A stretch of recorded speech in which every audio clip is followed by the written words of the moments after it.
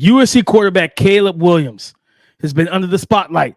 He is losing the status of QB1 for the 2024 NFL Draft. We're going to talk about it next on the Locked On NFL Draft Podcast. You are Locked On NFL Draft, your daily podcast covering the NFL Draft. Part of the Locked On Podcast Network, your team every day. What's up, Locked On family? Let's get locked in. Welcome back to the Locked On NFL Draft Podcast, your daily podcast covering your favorite draft prospects, part of the Locked On Podcast Network, your team every day. Thank you for making Locked On NFL Draft your first listen today and every day. Shout out to you guys for being our everydayers.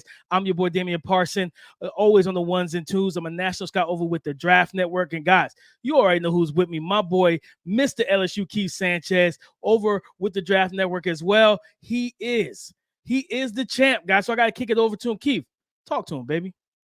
What's up, Locked On family? This is Keith Sanchez, senior draft analyst with the Draft Network, man, in 2019 national champ with those LSU Tigers, man. So you know what that means, right? Myself, Damian Parsons, we are here to bring you that championship level content surrounding the NFL Draft 24/7, 365. We are who you come to, your dynamic duo DP. I'm not going to take too long on this intro because I want to jump into this Caleb Williams discussion, DP. Is he losing the QB1 status, right? There's a lot of conversation surrounding that, right? I wouldn't even say off the field antics, right? But just some of the conversation around him and how he's handling himself. So we are going to have a really good conversation about that. Then we're going into rookie report. Was there a rookie that broke a record, DP? And then we're going to hop in. Coach DP, Coach K is making another appearance with this game ball. Before we get into that, DP, let's get into our title sponsor. Today's episode is brought to you by FanDuel. Make every moment more. Right now, new customers can get $150 in bonus bets with any winning $5 money line bet. That's $150 if your team wins. Visit FanDuel.com/lockedon to get started. Keith, Caleb Williams was in a shootout this past weekend with Michael Penix and the Washington Huskies. DP, another one, right? Shootout. First of all, can we just say this? Can we get Caleb, Shador, Jaden Daniels, Drake? Can we get these guys some defenses, man? Can we get these guys some defense? That's what I want. I want to see guys like that in the college football playoffs, right? Not Georgia or anything like that. But Keith, we posed the question in the cold open: is he losing the QB1 status, Keith? In your opinion, where do you stand with that? Yeah, all right. So I don't want to give my opinion. I want to give a big picture perspective, right? And this is not my opinion. But I do believe that, like, overall, he is losing, like, QB1 being locked, sealed, and delivered. And I thought it was important to have this conversation, DP, off of what happened, because I believe is that 3 straight losses for USC or 3 in the last 4 weeks, right? Well, they played Cal last week. I'm sorry. So it's 3 the last 4 weeks, right? It was a Utah loss, Washington, and then they lost to, I'm forgetting the other team. Yeah, Notre Dame, right? So it's 3 in the last 4 weeks, I believe, that they've lost. So, it's not that, right? Because people can't necessarily associate with you just willing your team to win, right? And then now, you get into the turnovers that he had against Notre Dame. He bounced back, tremendously, right? And had a pretty good game the following week against Cal and everything. But then you go into the conversation of DP, the almost after the game was over, right? When he hopped up, you know what I'm saying, and had to kind of be consoled by his mother. And we know that this is going to be a conversation. That's why I wanted to have it. It's going to be a conversation of Caleb Williams. If you go top, if you're the number 1 pick, right? So Caleb Williams, if you are the number 1 pick, there's a high chance you are going to go to a losing team. Ask Bryce Young. Now the question is, how are you going to handle that week in and week out, right? And everyone's went through it. Peyton Manning, right? He went through bad years when he was the number 1 quarterback. Trevor Lawrence has went through it. Andrew Luck has went through it, right? Like a lot of these quarterbacks, you're going to a bad situation. Bryce Young is going through it right now, Keith. That's what I said. Ask Bryce Young, right? It is bad in Carolina. And it's just an unfortunate situation. So I think what's going to happen, DP, general managers are going to ask, how do you handle this, right? I don't know if I can handle it from the perspective of my franchise quarterback being that emotional about it, right? Now, that's the conversation that's going to happen. Now, DP, how do I personally feel about it?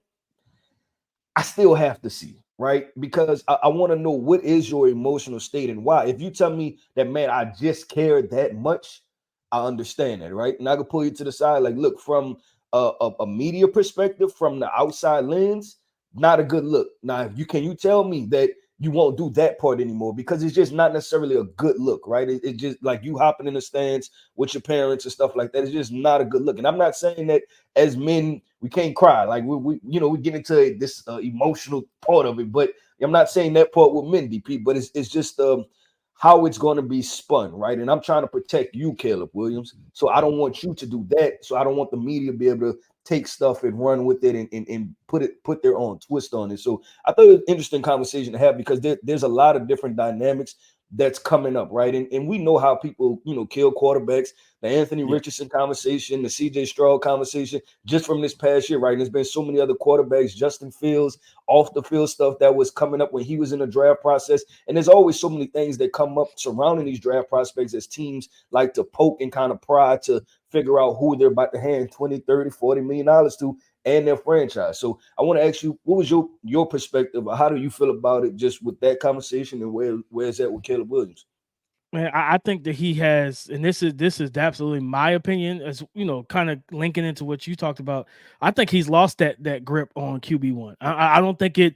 And you remember what I said over the summer? I was like, yeah, I'm not putting that much of a gap between him and Drake Maye. I was never on board with that. I also was never on board with the generational talk. I hate when they set these prospects up for that, because it's hard to live up to that.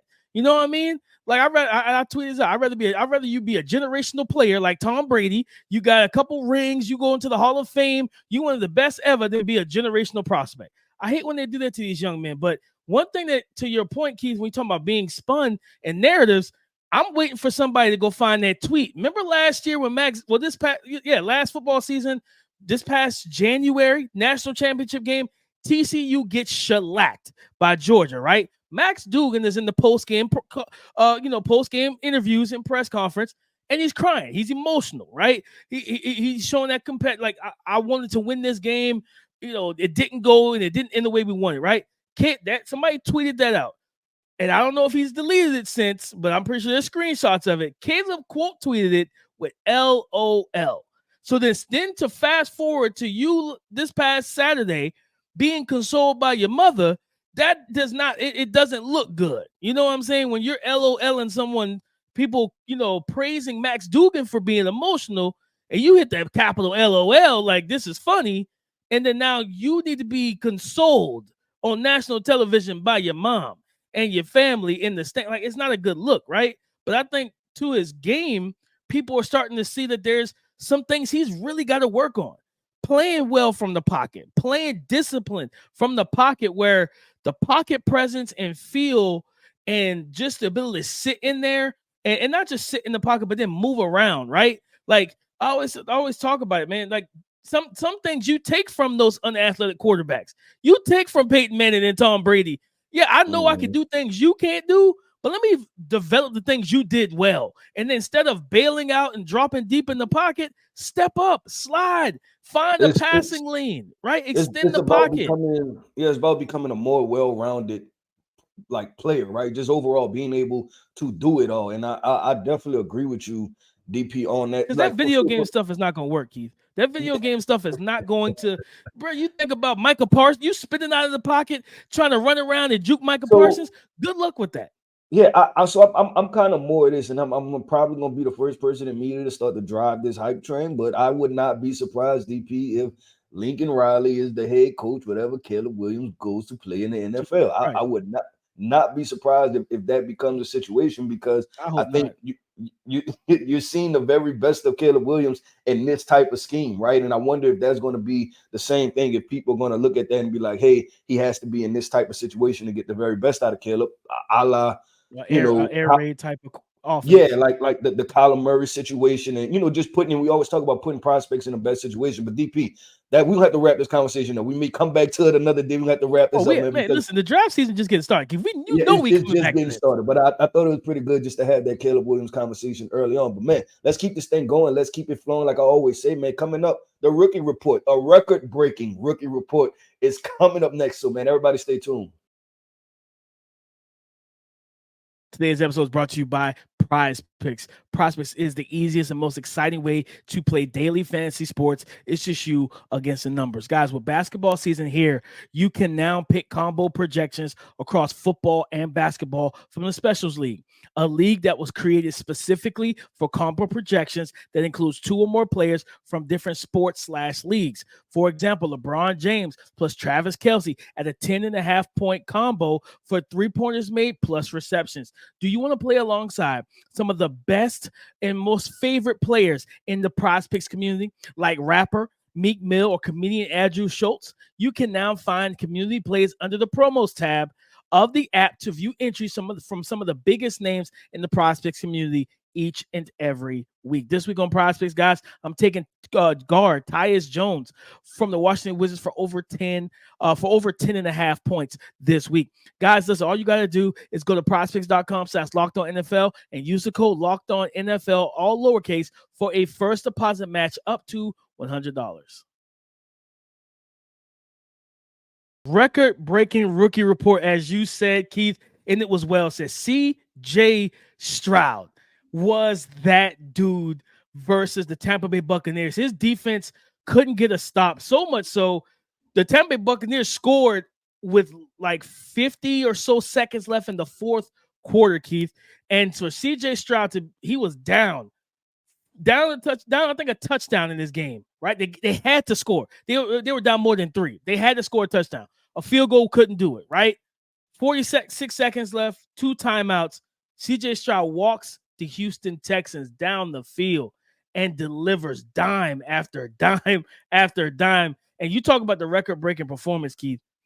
For those watching the YouTube, they can see the graphic. 30 of 42, 470 pass yards, 5 passing touchdowns, Keith. He broke Andrew Luck's previous record, which I believe was 455 yards for the most passing yards thrown in the game by a rookie quarterback. And Keith, you remember what I said? My comp for him was like, man, he hits the ceiling.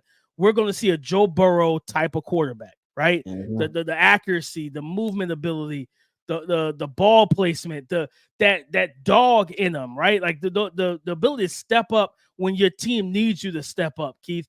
And C.J. Stroud was just unbelievable, man. Some of the throws, especially on that final drive, that whole shot, the Tank Dell versus cover 2, just putting it on the money. Listen, and guys, let me tell you something now. Like we're going to break down this tape over the Draft Network YouTube channel, so we want you guys to tap into that, this week as well. But C.J. Stroud, man, he deserves all the praise in this rookie report segment.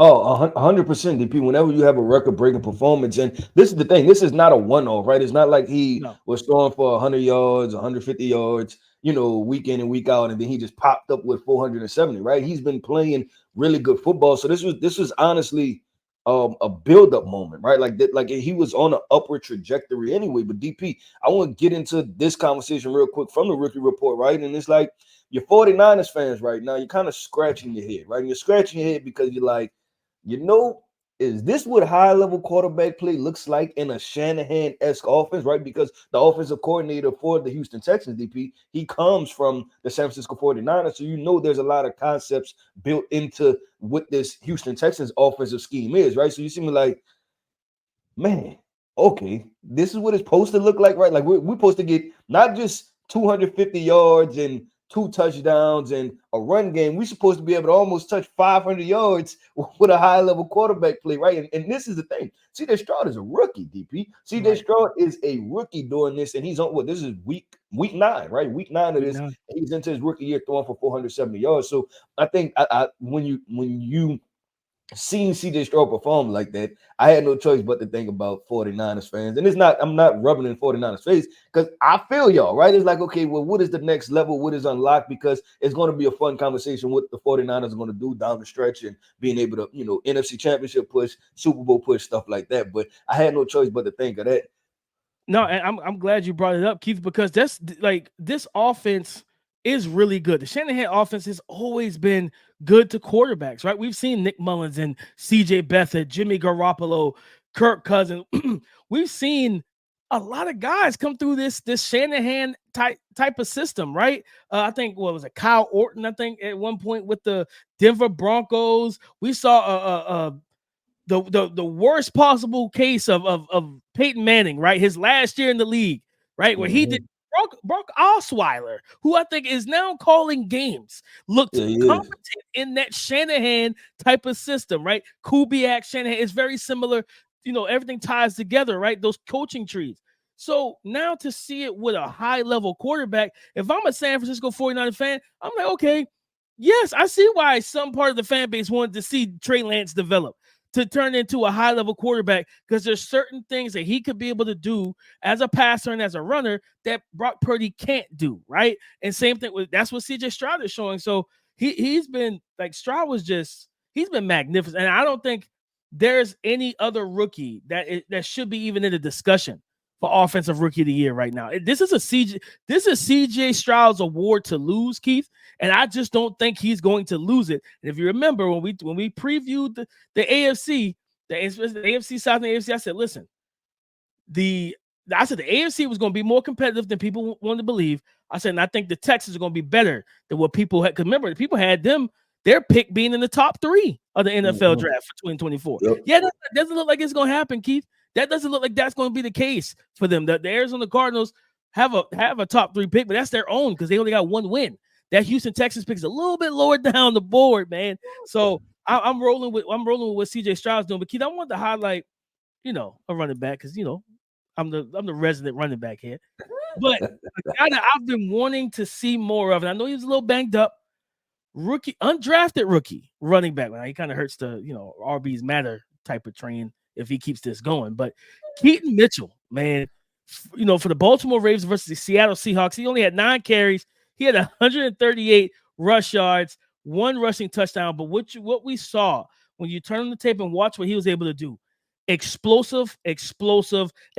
Gus Edwards and Justice Hill out of Oklahoma State was a guy that I like coming out of college, Keith. And guys, and he was an explosive back too. He was very explosive. He just fumbles the ball too much, and he hurts the team in close momentum. Man, this offense is still trying to find what we talked Detroit Lions, Keith, was them clicking on all cylinders, but they haven't done that like multiple games this year. Yeah, they're still 7-2, right? Because they have one of the best defenses and one of the best quarterbacks in the league, and they still find ways to win games. But I think factoring this young man in, and not saying you bench Justice Hill, but you give Keaton Mitchell more of his snaps.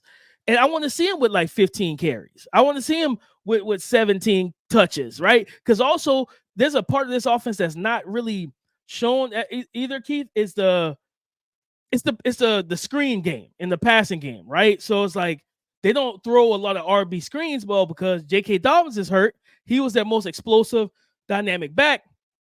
Keaton Mitchell absolutely brings that tight, and he's a hard runner too. A dense, sturdy frame, can run between the tackles. But man, if you don't secure him as a defender, if you don't bring this kid down, his speed is legit, right? He's an ECU Pirate, and I think that's probably why he went undrafted, because the NFL starts to kind of hate on smaller schools, like the competition. Nah, man, if you can play, you can play. Just draft good players, baby. If you can play, you can play. This young man can play. And I want to see him get more touches, Keith, because I think this is an X factor for this offense, where when you really start, you talking about, like we talked about with Will Levis and Derrick Henry, right? You give your quarterback advantageous defensive looks. Single high. All right, cool. Man to man, cover one, say less. I know where I can go with the football. And then this is a young man with the type of speed where he can really make things happen. And I want to see him in the passing game, man, because this young man has the dynamic ability and explosive ability that nobody else on this team has, but he also secures the football. Yeah, I'm glad you highlighted him, because I know everybody probably look at the stat sheet and they're sitting there like, okay, the Ravens blew the Seahawks out, but Lamar Jackson had, I think, under 200 yards passing. You look at the receiving yards for the receivers, like, okay, I think Zay Flowers had 1 reception, right? I think Odell Beckham had a receiving touchdown. Yeah, he did. But you see what all the yardage was and what the big plays, and that was with the combination of this running game with Gus Edwards, but led by the rookie, right, Keaton Mitchell. So definitely good to highlight him. DP, I just want to highlight two guys real quick, man, for this Green Bay Packers offense that, let's be honest, right, is struggling. Like, and we talked about, this is first year starting quarterback. You have every offensive skill position, not running backs, but wide receivers, tight ends. Everybody that plays is either a rookie or a second-year player. So I wanted to highlight two rookies, DP. That's Luke Musgrave. He had a touchdown, 3 receptions, 51 yards, and a touchdown. And then Dontavian Wicks, man. And we talked about Dontavian in the sense of the fact of we were surprised that he fell as far as he fell, right? I think it was like 6th, 7th round. He was a late day 3 player, but also a guy that has talent, right? Big bodied, 6'2", 220 pounds. So big body guy. And he showed up too, man. He had 4 receptions for 49 yards. And you just want, I think if you're a Packers fan at this point, you've accepted Super Bowl is not us, right? But you want to see your young guys, the momentum, everybody start to gel, right? So probably about week 13, this thing start to look like something. So you feel optimistic heading into next year, because that's what it's all about, right? The coaching and getting everything together. But DP, talking about coaching, right? We have to make some coaching appearances, right? We got to get in the locker room. We had some pretty big performances. The Raiders, right? They blew out the Giants. Antonio Pierce at the helm. So, Antonio Pierce could do a little head coaching. We could do a little head coaching. We jumping into the locker room. Coach DP is making an appearance. Coach K is making an appearance. And we handing out those game balls. Score early this NFL season with FanDuel, America's #1 sportsbook. Guys, right now, brand new customers that sign up today, brand new customers can get $150 back in bonus bets with any winning $5 money line bet. Let me repeat that. Brand new customers can get $150 back in bonus bets with any winning $5 money line bet. That's $150 if your team wins. Now, 2 things. If you've been thinking about joining FanDuel, first off, why are you thinking? Go do it. Secondly, there's no better place or time to get in on the action. The app is super easy to use. There's a wide range of betting options, including spreads, player props, over-unders, and so much more. So, guys, all you need to do is visit FanDuel.com/lockedon and kick off the NFL season. Go visit FanDuel.com/lockedon and kick off the NFL season. FanDuel is the official partner of the NFL.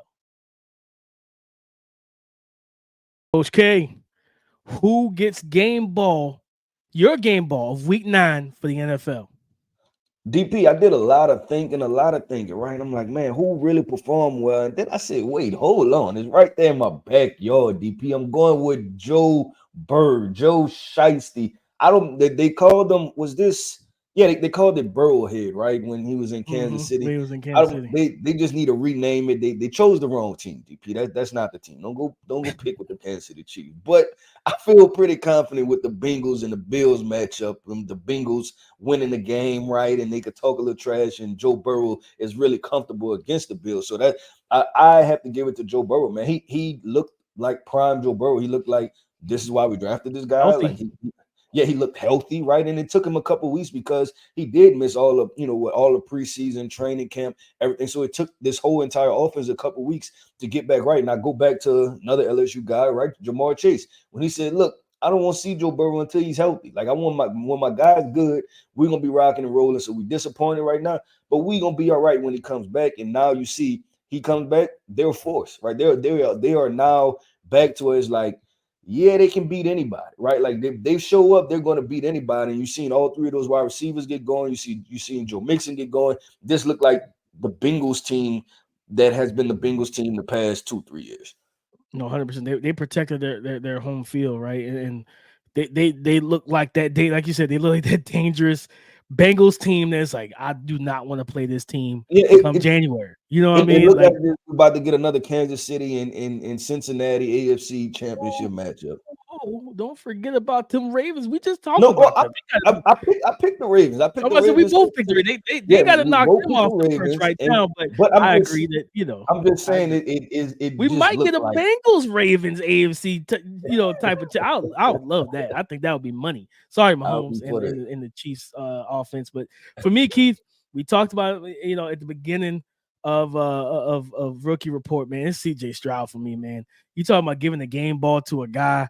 And I thought about Joe Burrow too, and I was like, wait, how can I overstep? How can I step over like Allen Iverson and just disrespect my guy CJ Stroud like that? I can't do it. Keith, 30 of 42, 470 pass yards, 5 passing touchdowns, and not only 5 passing touchdowns, but the one that mattered most when your team was down and you needed a touchdown to win, he threw a beautiful dime in the back of the end zone to who? One of our guys, one of the Dame's dudes of the 2023 NFL draft, Tank Dell, man. So like we got multiple guys that we pounded the table for coming into the 2023 NFL draft that, all of our listeners, we took over kind of late into the process. So you're going to know exactly who we really like for 2024 leading up to the draft. You won't just have to wait until mid-February, but man, just watching CJ Stroud doing what he did, man. I think they had 3 receivers over 100 yards, 2 receivers, and then I think Dalton Schultz was also over 100 yards. Man, just masterful work by CJ Stroud.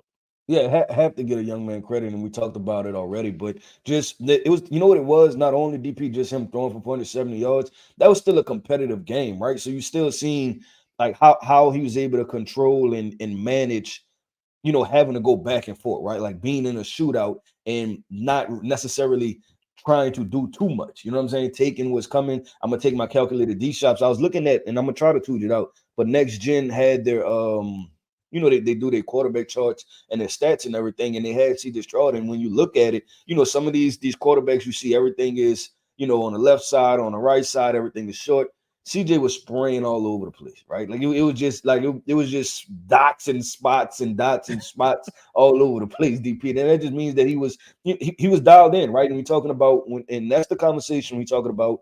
A 3-level accurate quarterback, right? Like you say, a quarterback is accurate at all 3 levels to all portions of the field. It was exactly that. If you look at CJ Stroud's Next Gen stats, look at the quarterback chart for that. It's still floating on Twitter.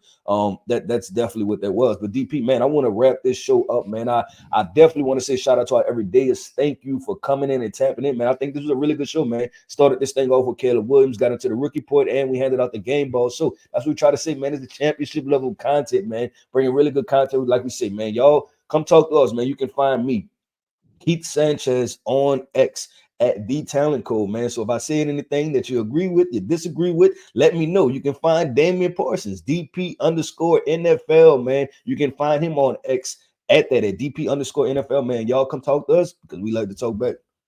Go subscribe and follow for free on YouTube or wherever you listen to podcasts. Get the latest episode as soon as it is available. Thank y'all for making Locked On NFL Draft your first listen today and every day. Like he said, shout out to y'all for being our everydayers, man. Talk to us because we do talk back. Come and join the conversation again tomorrow on the Locked On Podcast Network. Your team every day.